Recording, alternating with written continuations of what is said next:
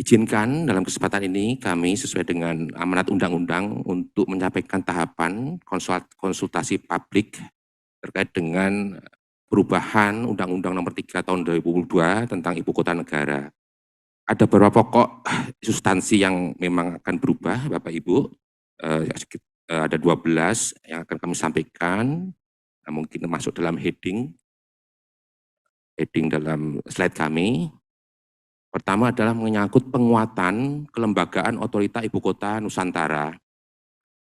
Penguatan OIKN sebagai lembaga pusat setingkat kementerian dan Pemdatsus IKN itu sifatnya hibrid, pelaksanaan di lapangan terkait persiapan dan pembangunan Ibu Kota Nusantara membutuhkan penguatan kedudukan, tugas, fungsi, peran, dan kewenangan OIKN dengan kewenangan khusus yang diberikan kepada OIKN. Bapak Ibu sekalian, kewenangan khusus OIKN adalah seluruh urusan pemerintah pusat kecuali urusan pemerintah yang absolut. Kita tahu urusan pemerintah yang absolut itu adalah menyangkut bidang politik luar negeri, agama, keamanan dan pertahanan, kemudian juga urusan judicial dan termasuk kemudian adalah menyangkut urusan fiskal. Jadi kewenangan khusus OIKN menyangkut seluruh urusan pemerintah pusat dan urusan pemerintah daerah. Di sana nanti akan ada penambahan lampiran dengan penjabarkan secara rinci kewenangan khusus yang dimaksud tersebut dalam lampiran perubahan undang-undang OIKN. Kemudian yang substansi yang kedua dalam perubahan undang-undang tersebut adalah mengangkut pengisian jabatan pimpinan tinggi otorita IKN oleh non-PNS. Bapak Ibu sekalian, pengaturan lex spesialis terhadap Undang-Undang Nomor 5 Tahun 2014 tentang aparatur sipil negara, di mana kita tahu bahwa jabatan pimpinan tinggi pertama wajib diisi oleh dari kalangan pegawai negeri sipil. Menjadi dapat diisi dari kalangan non-PNS dengan perubahan undang-undang ini. Tujuannya apa? Agar organisasi OIKN dapat lebih lincah, fleksibel, profesional, dan dapat menampung potensi-potensi yang terbaik dari bangsa. Banyak talent-talent di luar sana yang memang sangat kita butuhkan dalam rangka pembangunan dan penyelenggaraan pemerintahan di OIKN. Kalangan profesional yang berpengalaman akan mengisi jabatan yang setara dengan pimpinan tinggi madya dan jabatan pimpinan tinggi pratama juga pada tingkat-tingkat yang di bawahnya.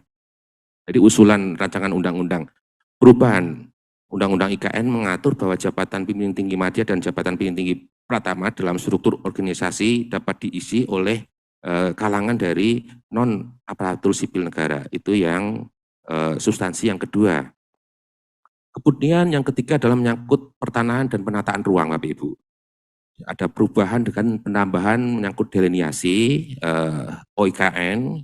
Kita dalam perkembangannya muncul pertimbangan agar Pulau Balang masuk seluruhnya untuk kepentingan pengelolaan mangrove. Kemudian pertimbangan lainnya adalah pembangunan IKN yang mendukung semangat sosio-ekologis di daerah perpotongan area pemukiman di wilayah sekitar IKN. Kemudian juga menyangkut pertanahan dan penataan ruang itu adalah menyangkut penataan ulang tanah, juga akan menjadi substansi dalam perubahan undang-undang IKN, yaitu menambahkan pengaturan terkait penataan ulang tanah dalam rangka pemanfaat ruang di Ibu Kota Nusantara yang dilakukan melalui pengadaan tanah dan atau relokasi apabila tanah tidak difungsikan sesuai dengan penataan ruang Ibu Kota Nusantara atau konsolidasi tanah apabila tanah difungsikan sesuai dengan penataan ruang Ibu Kota Negara tetapi dibutuhkan revitalisasi. Jadi ada dua hal, yaitu menyangkut penataan ruang tanah, pengadaan tanah untuk relokasi dan konsolidasi.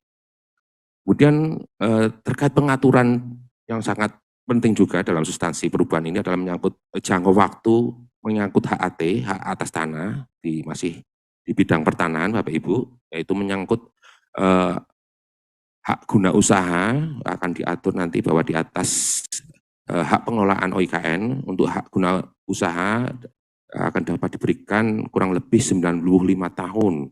Kemudian untuk hak guna bangunan di atas hak pengelolaan OIKN kurang lebih 80 tahun. Jadi memang agak berbeda dengan undang-undang yang mengatur tentang hal itu yang existing sekarang ini. Kemudian untuk hak pakai di atas hak pengelolaan OIKN diatur dalam perjanjian antara OIKN dan pihak-pihak yang memerlukan tanah tersebut. Perpanjangan jangka waktu tersebut Bapak Ibu mengenai hak guna usaha dan hak guna bangunan dilakukan dengan evaluasi tentunya terlebih dahulu dan tentunya harus sesuai dengan rencana penataan ruang yang telah ditentukan dalam peraturan perundang-undangan. Penataan ruang juga dapat dilakukan peninjauan kembali menyangkut rencana penataan ruang dengan menambahkan pengaturan mengenai peninjauan ulang terhadap rencana tata ruang KSN Ibu Kota Nusantara dan atau RDTR, Rencana Detail Tata Ruang Ibu Kota Nusantara, untuk mengantisipasi hal-hal tertentu yang dapat mempengaruhi perubahan kondisi ruang sebagaimana diatur dalam Undang-Undang Nomor 26 Tahun 2007 tentang penataan ruang.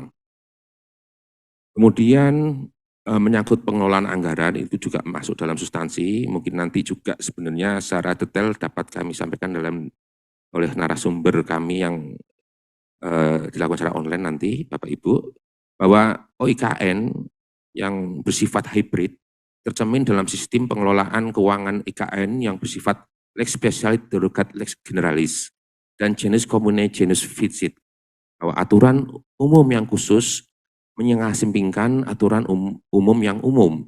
Implikasinya, sifat pengelolaan keuangan OIKN seharusnya berbeda dengan pengelolaan keuangan negara bagi kementerian, lembaga, dan atau pemerintah daerah pada umumnya, Bapak Ibu. Pengelolaan anggaran dan barang OIKN tidak sepenuhnya diatur sebagaimana kementerian lembaga pada umumnya. Karena kedudukan OIKN sebagai pengguna anggaran untuk pendapatan aslinya dan sebagai pengguna barang terkait lahan yang bukan barang milik negara. Sebagai penyelenggara pemerintah daerah khusus, IKN, OIKN memiliki kewenangan sebagaimana pemerintah daerah pada umumnya, antara lain sebagai pengelola anggaran terkait pendapatan aslinya, pengelolaan aset yang menjadi miliknya, dalam hal ini salah satunya ketentuan perubahan terkait ADP atau aset dalam penguasaan untuk menjadi barang milik otorita, serta penyertaan modal pada usaha miliknya yang nanti akan berbentuk badan usaha milik otorita atau kita singkat BUMO. Kemudian substansi selanjutnya adalah menyangkut anggaran otorita IKN perihal pengelolaan keuangan. Mengingat kedudukan OIKN yang juga merupakan penyelenggara Pemdasus IKN, perlu penguatan dalam hal pengelolaan keuangan daerah. Dalam rangka 4P, yaitu mengenai persiapan, pembangunan, pemindahan, dan penyelenggaraan Ibu Kota Nusantara, Presiden sebagai pemegang kuasa pengelolaan keuangan negara akan memberikan kuasa kepada Kepala OIKN selaku pengguna anggaran, pengguna barang untuk anggaran barang yang bersumber dari anggaran pendapatan dan belanja negara. Dan yang kedua, menyerahkan pengelolaan keuangan daerah khusus IKN kepada Kepala OIKN selaku Kepala Pemdasus IKN, termasuk untuk mewakili OIKN dalam kepemilikan kekayaan Ibu Kota Nusantara yang dipisahkan.